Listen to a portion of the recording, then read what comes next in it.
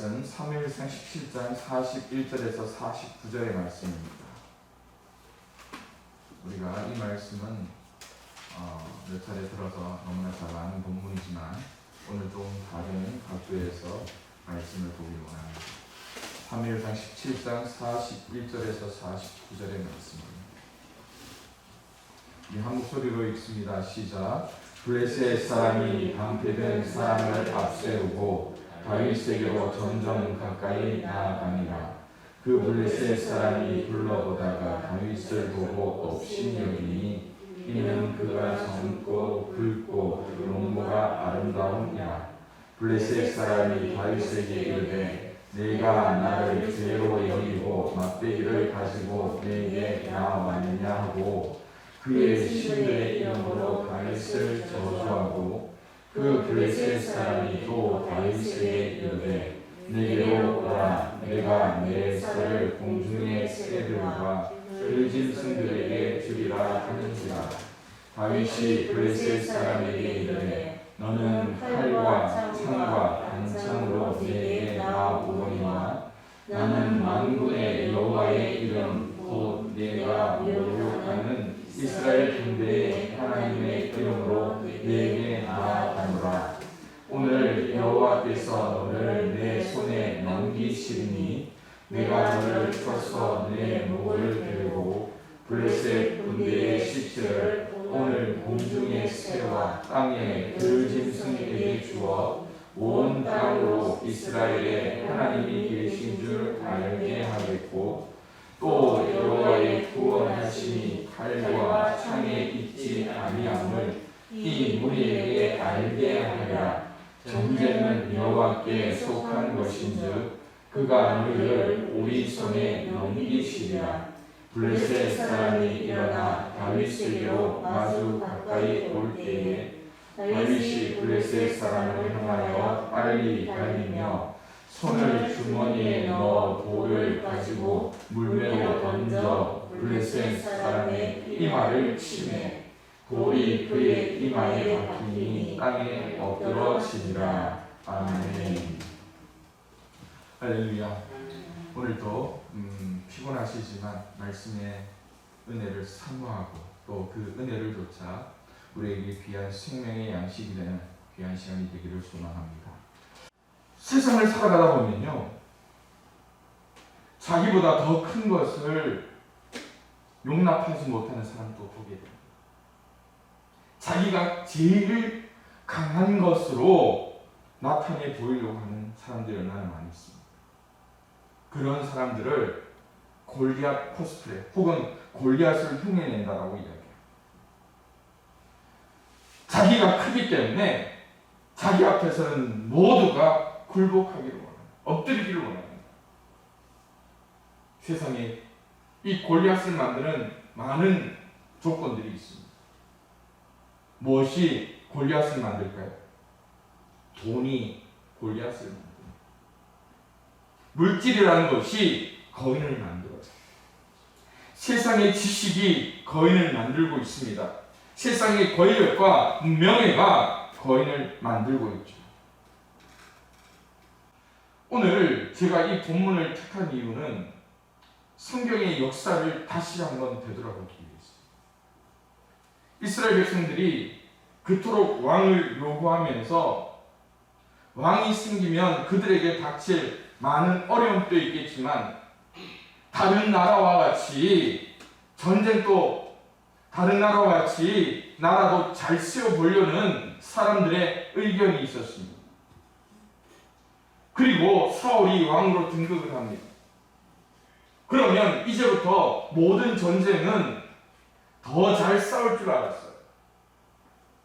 물론 아말렉과의 전쟁에서 사울 왕이 있었기 때문에 승리하는 그런 기쁨도 있었습니다.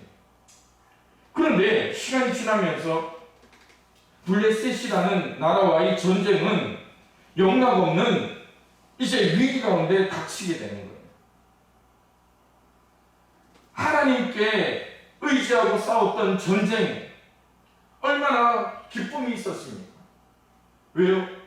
하나님의 언약궤가 앞서 나갈 때에 이 자기들을 대항해서 오던 적군들이 소리 소문 없이 도망가는 것도 경험했잖아요. 왕이 있으면 더 잘 싸울 줄 알았죠. 그런데 오늘 본문의 말씀이 되는 블레셋과의 전쟁은요, 벌써 엘라 골짜기에서 40일 동안 블레셋과 이스라엘 군대가 대치하고 있는 상황이었습니다. 블레셋이 어떤 힘이 있었습니까? 블레셋은요, 이 역사를 보면 다른 어떤 나라보다도 철기 문화가 가장 발달했던 나라예요. 철기가 발달했다는 나라는 뭡니까? 칼이 있었다는 거예요. 뭔가 싸움에 자신이 있었다는 거예요. 그리고 여러분, 철을 재련한다는 것은 머리가 비상하고 또 다른 주변 나라보다 머리가 좋았다라는 판단도 들 수 있습니다. 그런데 여기서 더 중요한 게 있습니다.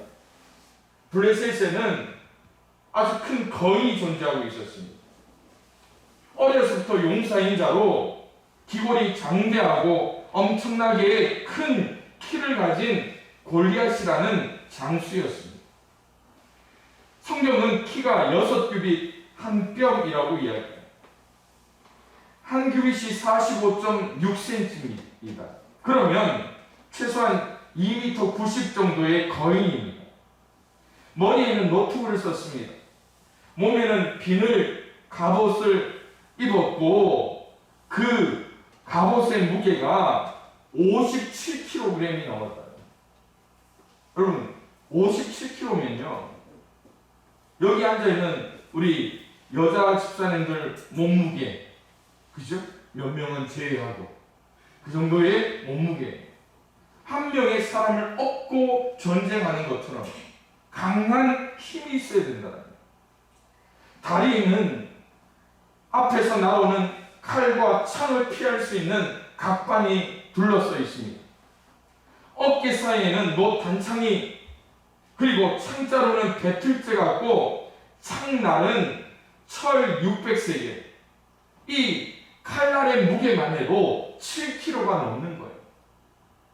그러니까 여러분, 이 사람이 나가면 어떤 사람도 스쳐도 사망이에요. 이쯤 되면 여러분, 블레셋이 이스라엘을 점령하기는 시간 문제입니다. 이때 아버지의 심부름으로 형들을 만나러 갔던 다윗이 이 상황을 보고 골리앗과 맞서기도 합니다.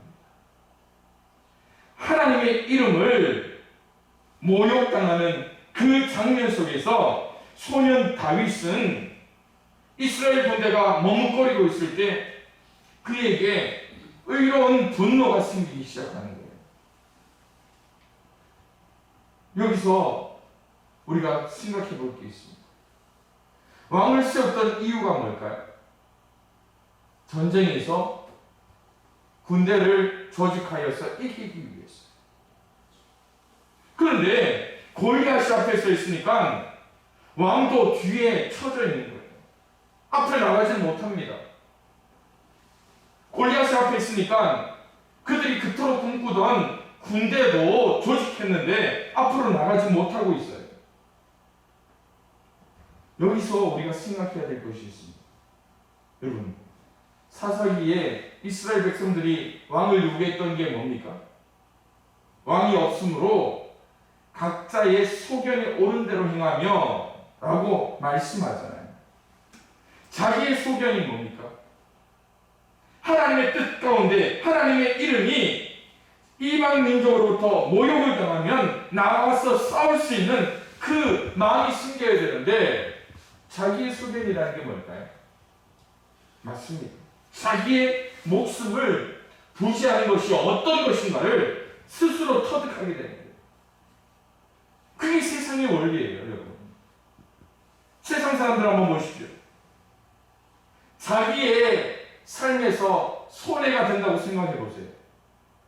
할까요, 안 할까요? 안 합니다, 여러분. 오늘 이스라엘 백성들이 하나님의 그 이름이 골리앗으로부터 모욕을 당하고 있는데 이스라엘 백성들은 뒤에서 뭐하고 있습니까? 40일째 40일째 대치하고 있다. 성경에서 40이라는 숫자를 생각해 보십시오. 뭡니까?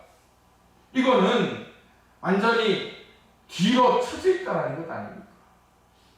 싸우라고 해도 싸우지 않은 그런 상황이라는 거예요. 왕을 세워줬지만 자기의 소견에 옳은 대로 행하며 그냥 대치하고 있는 상황이에요. 거인, 여러분, 골리앗이 거인입니까? 아니에요, 여러분. 누가 거인입니까? 하나님이 뒤에 서 있잖아요. 하나님이 그들의 거인이 되고 백그라운드가 되는데, 그들은 앞에서 자신들의 거인, 참 하나님을 모욕하는 순간에도 그들은 뭐하고 있습니까? 뒤에서 뒷짐지고 있다니까요. 하나님께서 다윗의 그 시편을 한번 보십시오. 여호와는 나의 피할 다윗이요 망대가 되신다고 말합니다. 구원의 반석이 되시는 하나님. 그러기에 다윗은 하나님만 있으면 나의 거룩한 그리고 구별된 하나님의 거인스러움이 그를 다스리고 있는데, 이스라엘 백성들이 그 골리앗 앞에서 꿈쩍도 못하고 있는, 우리말에 사자성어로 호가호이라는 말이 있잖아요. 여우가 호랑이의 위세를 빌려서 숲속에 왕처럼 행차하던 그 모습을 호가호이라고 합니다.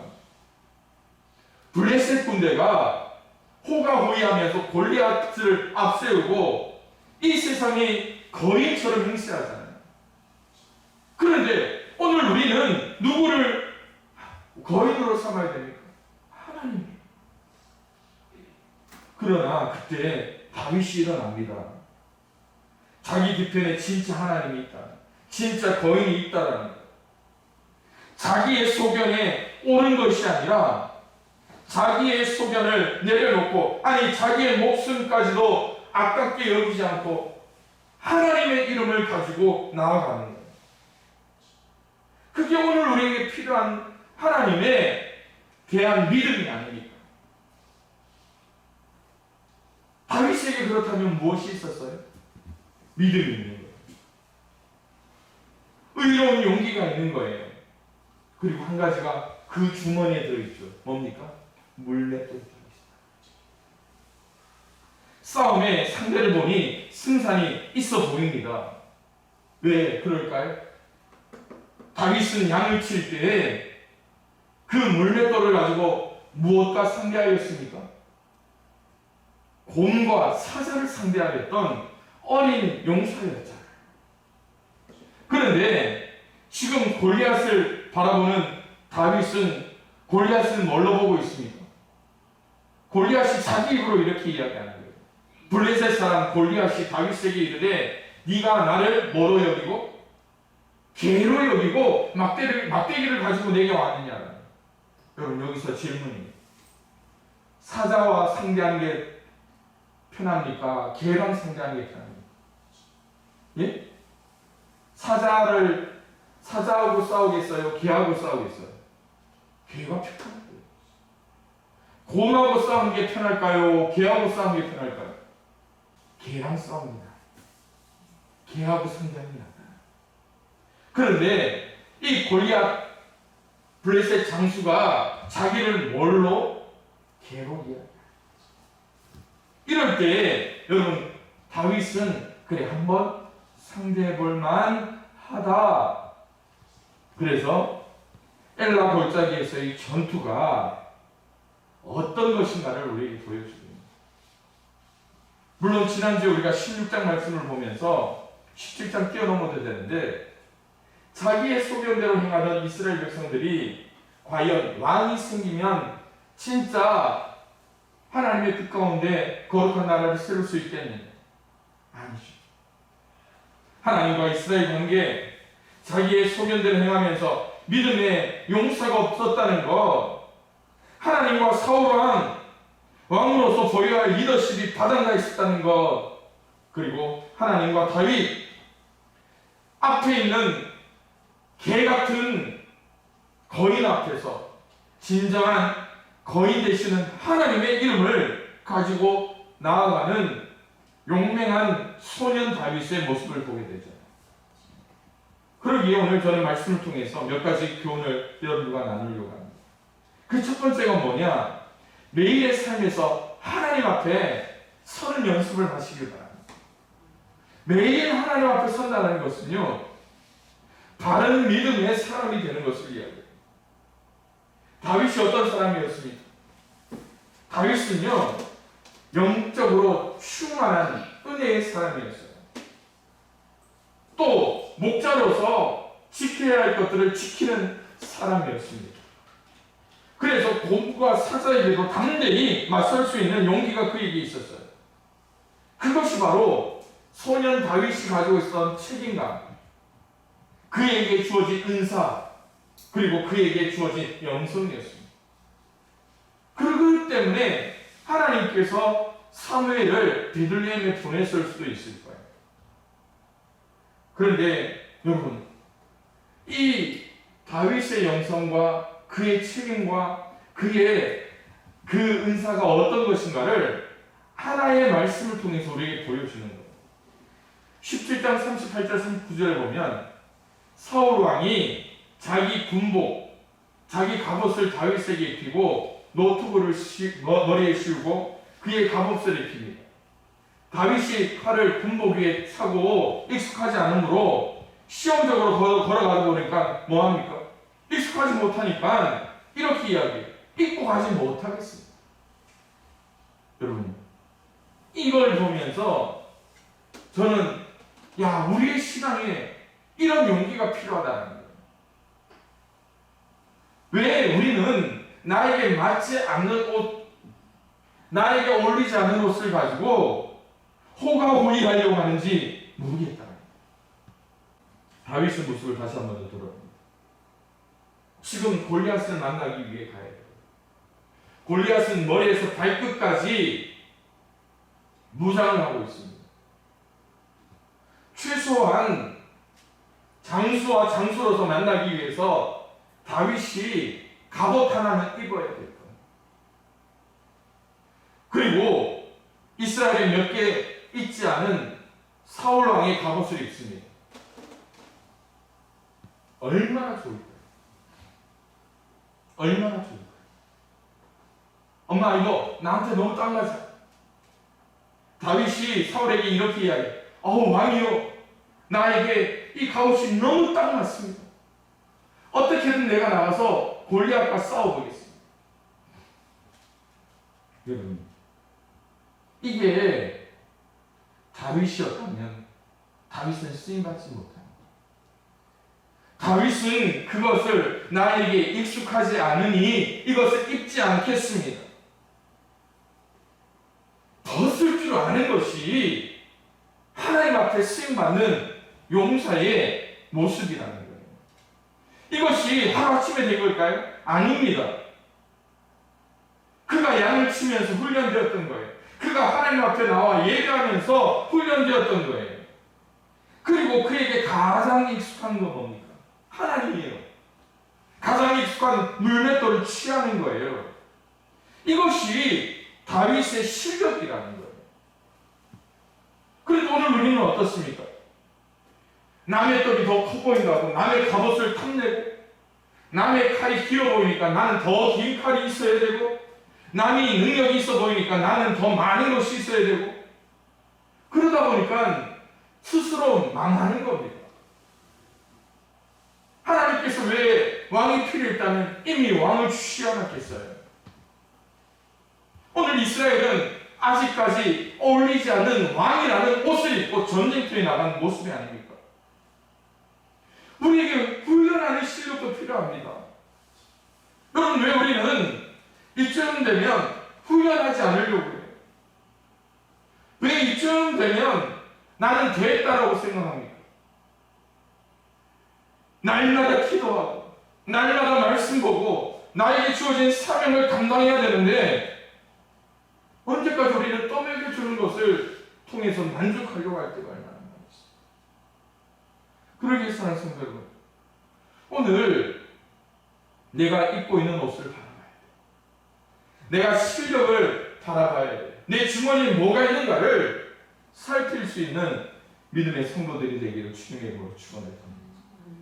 두 번째로요, 우리가 인생에 있어서 두려워해야 될 것이 무엇인가를 진짜 깨달아야 됩니다.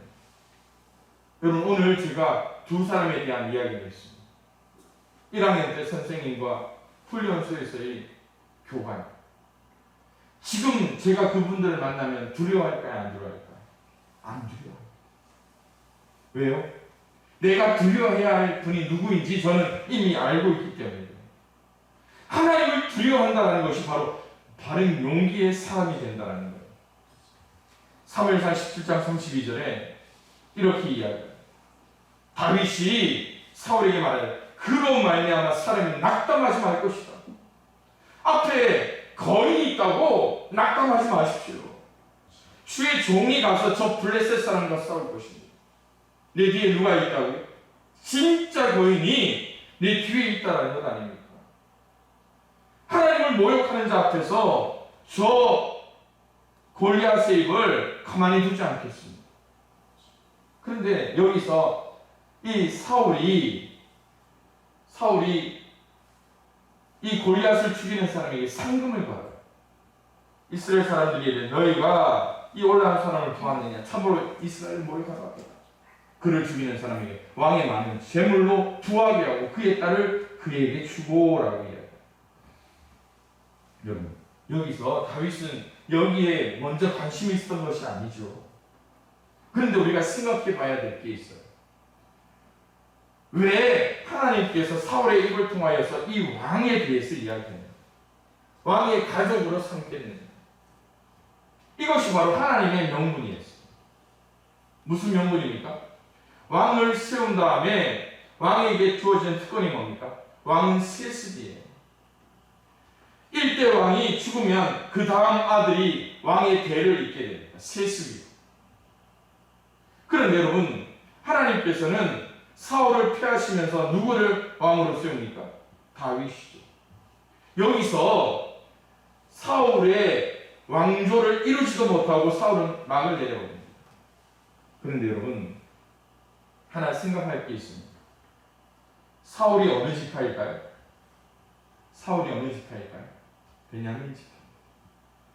사사기에 자기의 소견들을 행하던 그들 가운데 거의 지파가 그저 다 전멸할 때까지 그 힘을 잃었던 지파가 어디입니까?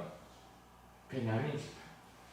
그런데 그 베냐민 지파에서 사울이 왕이 됐는데 그것이 왕으로 승계되지도 못하고 끝났다면 베냐민 지파가 이 다윗을 왕으로 인정하게 될까요? 그럴 때 최소한 명분을 세우게 되는 모습도 보이죠.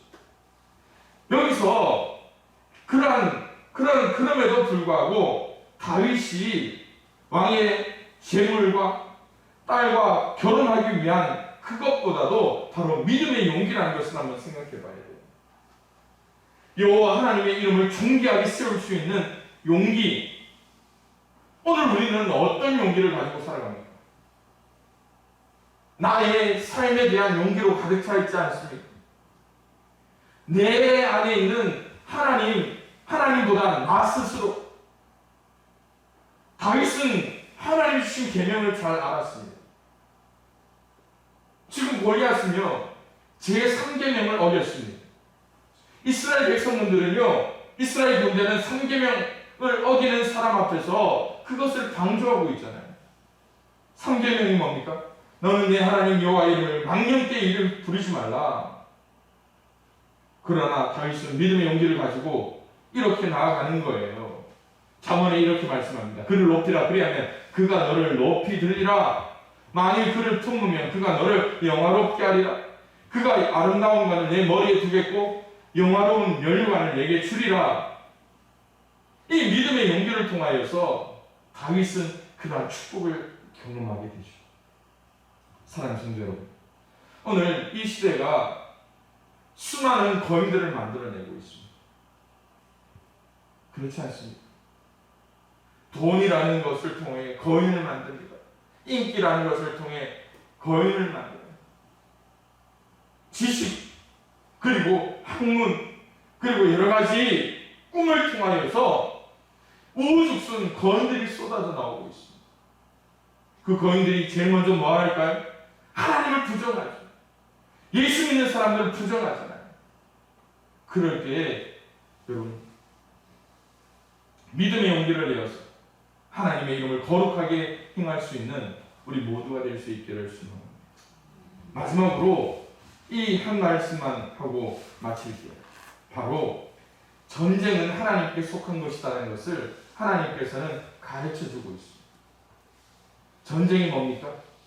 이스라엘 왕이 나아갈 길이었습니다. 47절에 이렇게 말합니다.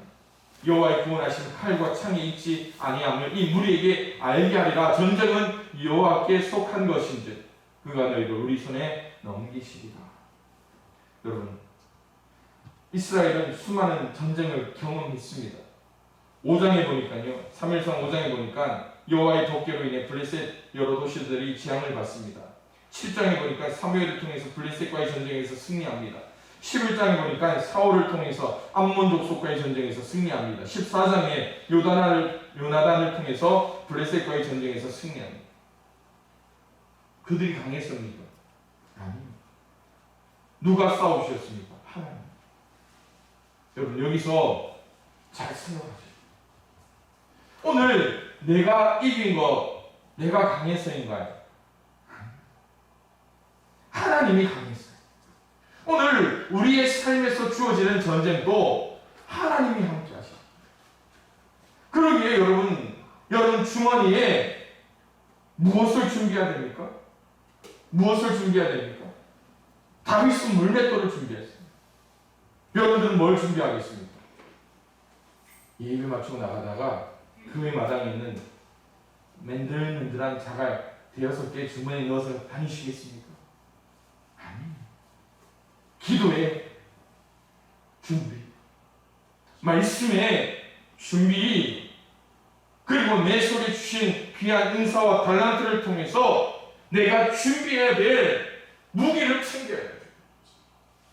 그렇지 않으면 여러분, 세상에서 한 번만 바람 훅 불어도 어떻게 합니까? 주지 않습니다. 세상에 그렇게 살지는 않아야 되는 거예요. 오늘 우리가 무리는 많다 할지라도 이스라엘 군대처럼 골리앗을 앞에 두고 벌벌벌 떨어서는 안 되잖아요. 최소한 우리의 입술을 통해서 고백해야죠. 전쟁은 하나님께 속한 것이다. 전쟁은 하나님께 속한 것이다. 그리고 결론이 어떻게 됩니까? 손을 주머니에 넣어 돌을 가지고 물매로 던져 블레셋 사람이 이마를 치매 돌이 그의 이마에 박히니 땅에 엎드렸습니다. 여러분, 다윗이 누구를 이긴 겁니까? 골리앗을 이겼습니까? 거인을 이겼습니까? 개를 이겼습니까? 하나님 앞에는 다 똑같아요. 그러기에 나중에 그런 이야기가 나오잖아요. 사울이 죽인 자는 천천히. 왜요? 그 속에 하나님이 없었기 때문에. 그러나 다윗이 죽인 자는 만만이로다. 하나님이 하십니다. 그러므로 오늘 우리가 너무나 잘 아는 말씀이지만 오늘 우리가 거인 앞에 선 용사 골리앗과 같은 그 거인을 바라보는 것이 아니라 나를 창조하시고 나를 지으시고 내 인생에 섭리하시는 그 하나님 앞에서는 여러분들이 되시기를 주님의 이름으로 축원을 드립니다. 매일의 삶에서 하나님 앞에 서시기를 주님의 이름으로 축원을 드립니다. 용기의 사람으로 거듭나시기를 바랍니다. 하나님께 쓰임받는 우리 모든 양평 가족들이 되시기를 주님의 이름으로 축원을 드립니다. 기도하겠습니다.